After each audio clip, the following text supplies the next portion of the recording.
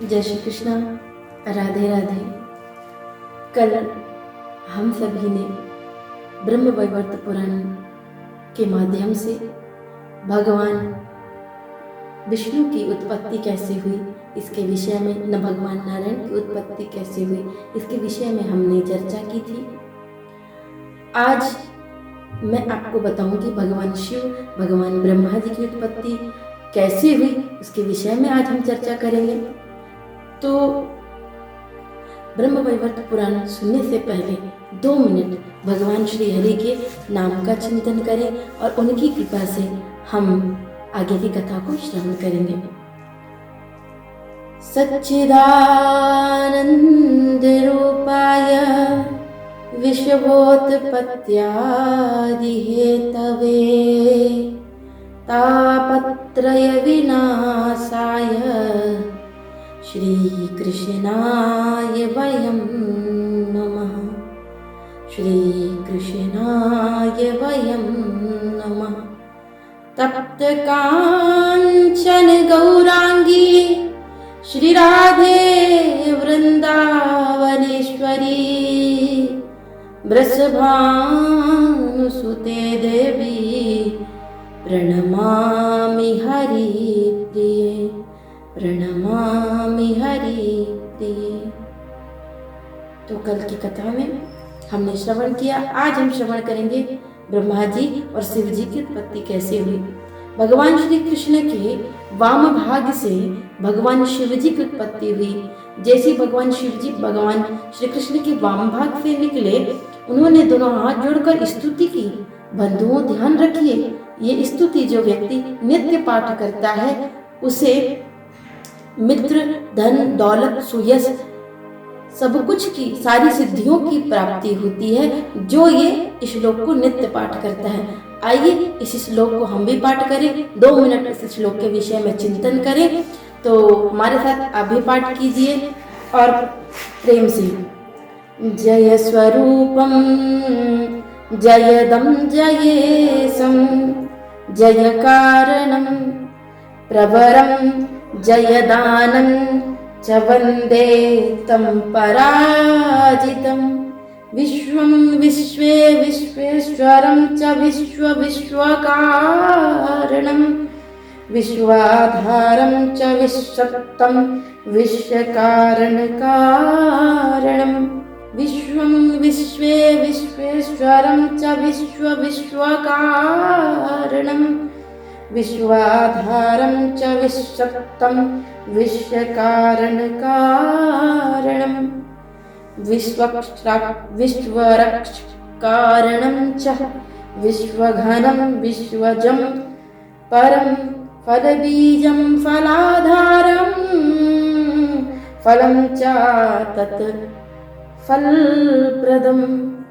महादेव जी कहते हैं, जो जय के मूर्तिमान रूप, जय देने वाले, जय देने में समर्थ, जय की प्राप्ति के कारण तथा विजयदाताओं में सर्वश्रेष्ठ उन अपराजित देवता भगवान श्री कृष्ण की मैं आराधना करता हूँ, वंदन करता हूँ। विश्वम विश्वेश्वरम चा विश्वेश्वरम विश्वकारणम प्रवरम जयदानम। विश्वेश्वरम जो विश्व के कारण है, जो विश्व के आधार है, जो विश्व की सृष्टि करते हैं, संहार करते हैं, पालन करते हैं, उन सभी कारणों के कारण है।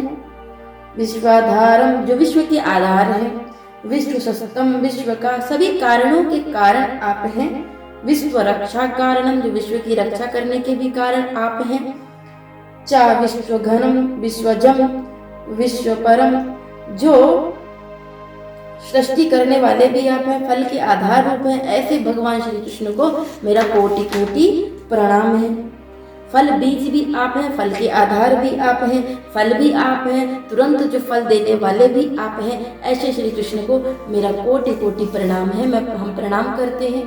बंधु याद रखिए, जो इस श्लोक को नित्य प्रति सुबह पाठ करता है स्नान करके, उसके जीवन में सारी सिद्धियां प्राप्त होती हैं, वो सारी सिद्धियों को प्राप्त कर लेता है। धन, दौलत, जो कुछ भी चाहिए आपके जीवन में, सब कुछ इस श्लोक के नित्य पाठ करने से मिलता है। अब भगवान श्री कृष्ण के नाभि से ब्रह्मा जी की उत्पत्ति हुई। जब ब्रह्मा जी की उत्पत्ति हुई तो ब्रह्मा जी कमल के ऊपर निकले। ब्रह्मा जी को 16वां और 21वां वर्ण सुनाई दिया, ताप ताप। ब्रह्मा जी ने तप किया, हजारों वर्ष तपस्या करने के बाद गोविंद के दर्शन हुए और गोविंद के दर्शन करके ब्रह्मा जी ने स्तुति की। ब्रह्मा जी ने जो स्तुति की है, उस स्तुति को जो व्यक्ति नित्य प्रति सुबह दोपहर शाम जब भी समय मिले, एक समय अगर वो श्लोक का पाठ कर लेता है तो भगवान श्री कृष्ण की तीव्र भक्ति प्राप्त होती है।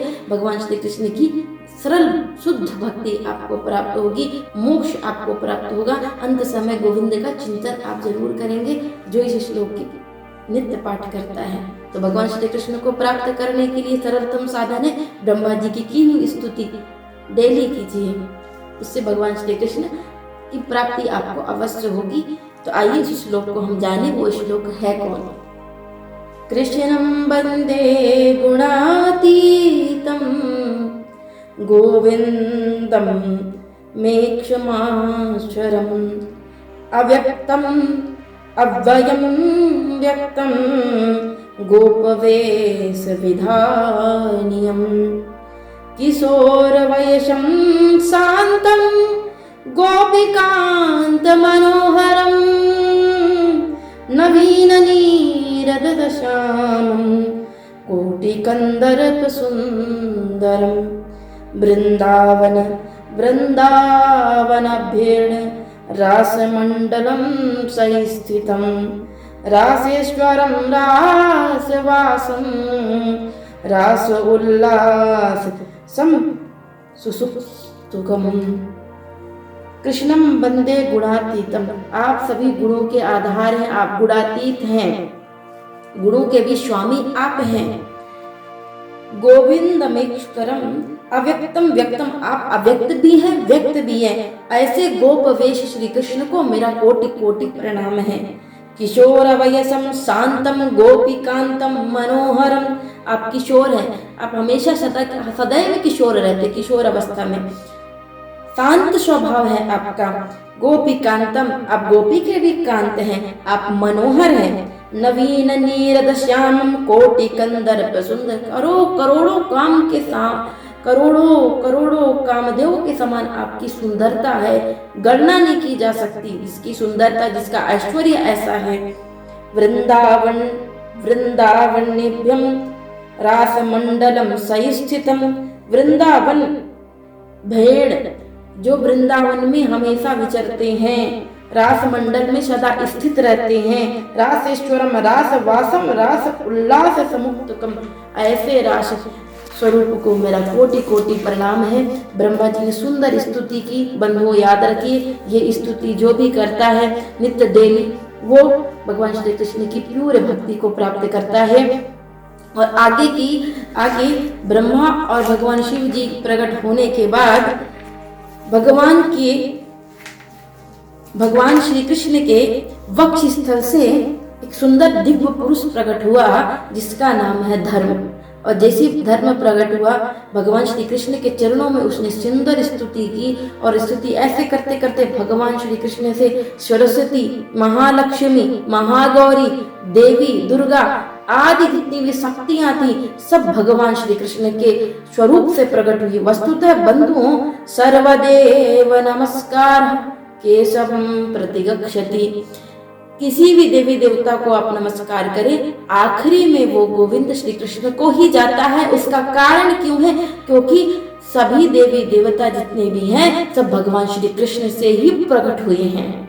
वस्तुतः सत्य यही है। इसलिए भगवान श्री कृष्ण का खूब भजन कीजिए, खूब कीर्तन कीजिए, खूब मन को लगा करके उनकी कथा को रसपान कीजिए। वस्तुतः भगवान श्री कृष्ण की शरण में ही हमको जाना है।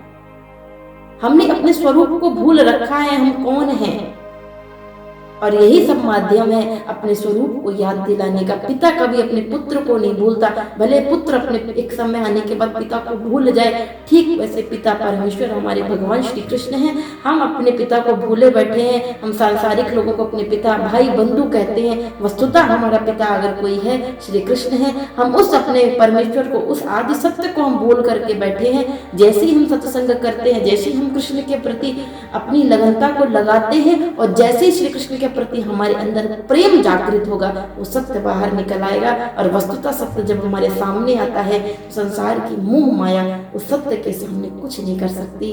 इसीलिए कृष्णम वंदे जगत गुरु, श्री कृष्ण ही सारे विश्व के जगत गुरु हैं, ईश्वर है, परमेश्वर है। ऐसे श्री कृष्ण को मेरा कोटि कोटि प्रणाम है। आगे की कथा ब्रह्म वैवर्त पुराण की कल हम श्रवण करेंगे। तब तक के लिए श्री राधे, हरे कृष्णा।